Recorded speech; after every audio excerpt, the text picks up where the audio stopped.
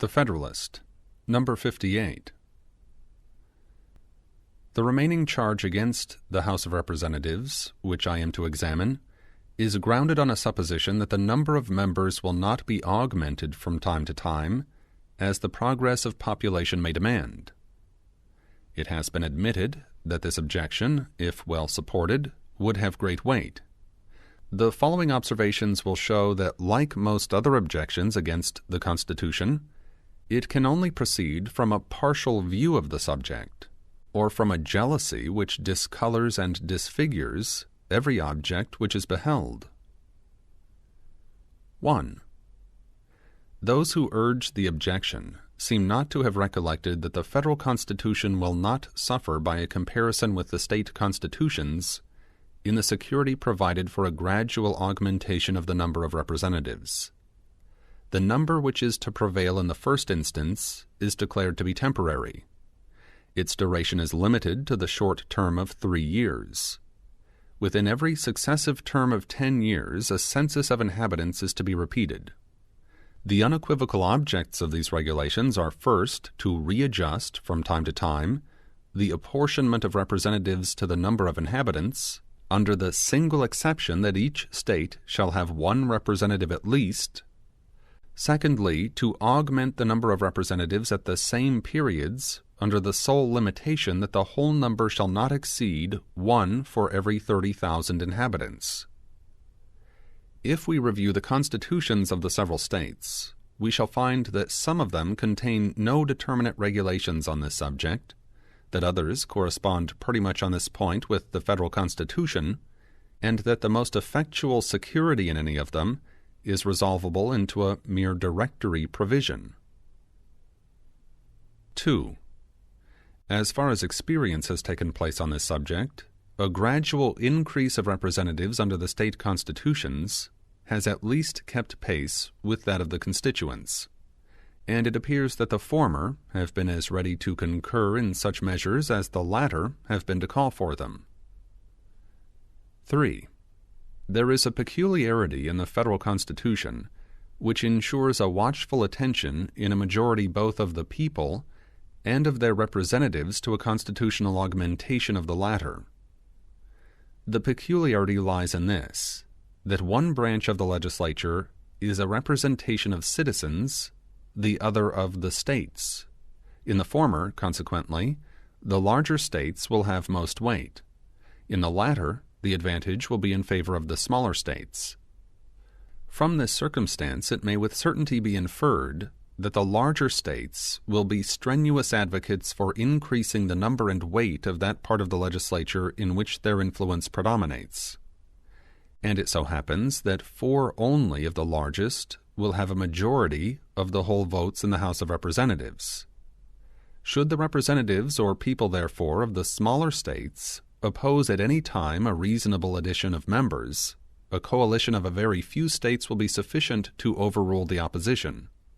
A coalition which, notwithstanding the rivalship and local prejudices which might prevent it on ordinary occasions, would not fail to take place when not merely prompted by common interest, but justified by equity and the principles of the Constitution. It may be alleged, perhaps, that the Senate would be prompted by like motives to an adverse coalition, and as their concurrence would be indispensable, the just and constitutional views of the other branch might be defeated. This is the difficulty which has probably created the most serious apprehensions in the jealous friends of a numerous representation. Fortunately, it is among the difficulties which, existing only in appearance, vanish on a close and accurate inspection. The following reflections will, if I mistake not, be admitted to be conclusive and satisfactory on this point. Notwithstanding the equal authority which will subsist between the 2 houses on all legislative subjects, except the originating of money bills, it cannot be doubted that the House, composed of the greater number of members, when supported by the more powerful states, and speaking the known and determined sense of a majority of the people, will have no small advantage in a question depending on the comparative firmness of the 2 houses. This advantage must be increased by the consciousness, felt by the same side of being supported in its demands by right, by reason, and by the Constitution, and the consciousness on the opposite side of contending against the force of all these solemn considerations. It is farther to be considered that in the gradation between the smallest and largest states there are several which, though most likely in general to arrange themselves among the former, are too little removed in extent and population from the latter to second an opposition to their just and legitimate pretensions. Hence it is by no means certain that a majority of votes, even in the Senate, would be unfriendly to proper augmentations in the number of representatives. It will not be looking too far to add that the senators from all the new states may be gained over to the just views of the House of Representatives by an expedient too obvious to be overlooked, as these states will, for a great length of time, advance in population with peculiar rapidity. They will be interested in frequent reapportionments of the representatives to the number of inhabitants. The large states, therefore, who will prevail in the House of Representatives, will have nothing to do but to make reapportionments and augmentations mutually conditions of each other, and the senators from all the most growing states will be bound to contend for the latter by the interest which their states will feel in the former. These considerations seem to afford ample security on this subject, and ought alone to satisfy all the doubts and fears which have been indulged with regard to it. Admitting, however, that they should all be insufficient to subdue the unjust policy of the smaller states, or their predominant influence in the councils of the Senate, a constitutional and infallible resource still remains with the larger states, by which they will be able at all times to accomplish their just purposes. The House of Representatives cannot only refuse, but they alone can propose the supplies requisite for the support of government. They, in a word, hold the purse, that powerful instrument by which we behold in the history of the British Constitution an infant and humble representation of the people, gradually enlarging the sphere of its activity and importance, and finally reducing, as far as it seems to have wished, all the overgrown prerogatives of the other branches of the government. This power over the purse may in fact be regarded as the most complete and effectual weapon with which any constitution can arm the immediate representatives of the people, for obtaining a redress of every grievance, and for carrying into effect every just and salutary measure. But will not the House of Representatives be as much interested as the Senate in maintaining the government in its proper functions? And will they not therefore be unwilling to stake its existence or its reputation on the pliancy of the Senate? Or, if such a trial of firmness between the two branches were hazarded, would not the one be as likely first to yield as the other? These questions will create no difficulty with those who reflect that in all cases the smaller the number, and the more permanent and conspicuous the station of men in power, the stronger must be the interest which they will individually feel in whatever concerns the government.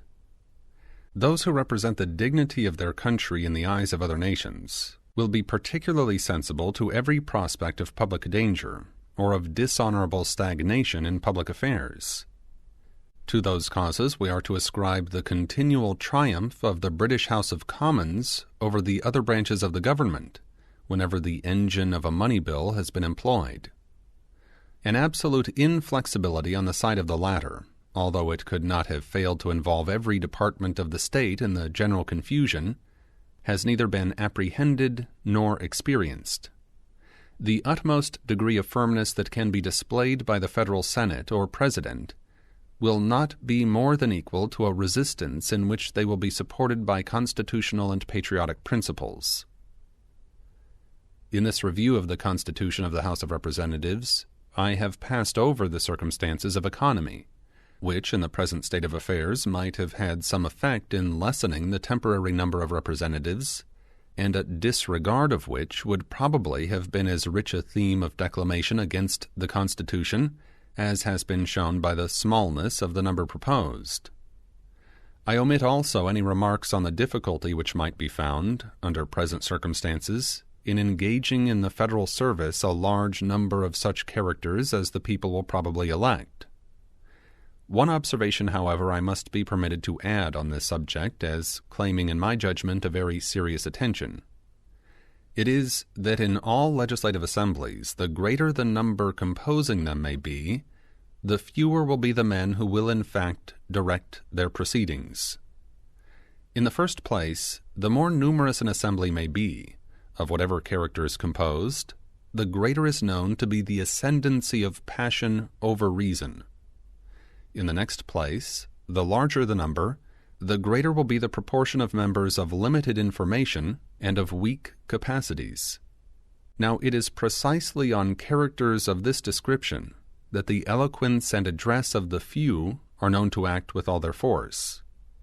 In the ancient republics, where the whole body of the people assembled in person, a single orator or an artful statesman was generally seen to rule with as complete a sway as if a scepter had been placed in his single hand.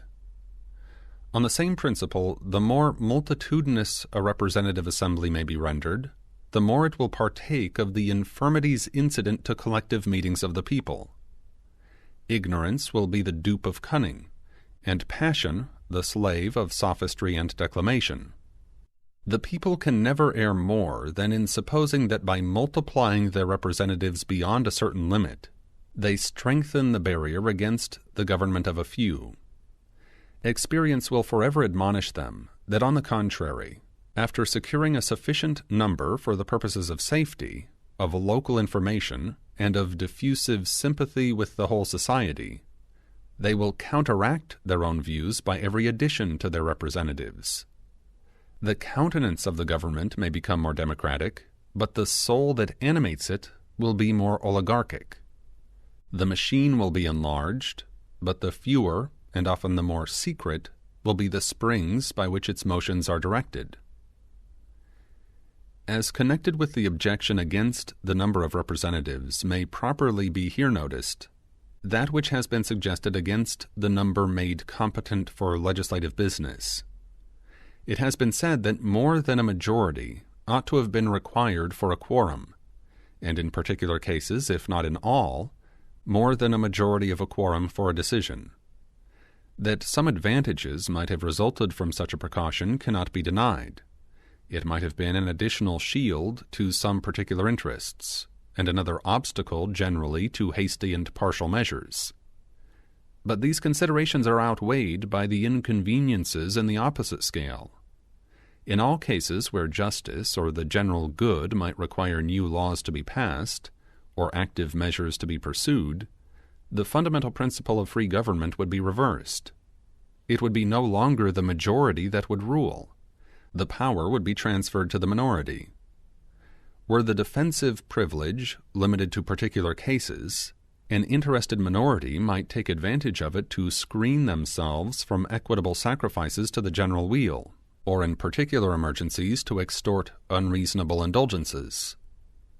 Lastly, it would facilitate and foster the baneful practice of secessions, a practice which has shown itself even in states where a majority only is required, a practice subversive of all the principles of order and regular government, a practice which leads more directly to public convulsions and the ruin of popular governments than any other which has yet been displayed among us. Publius.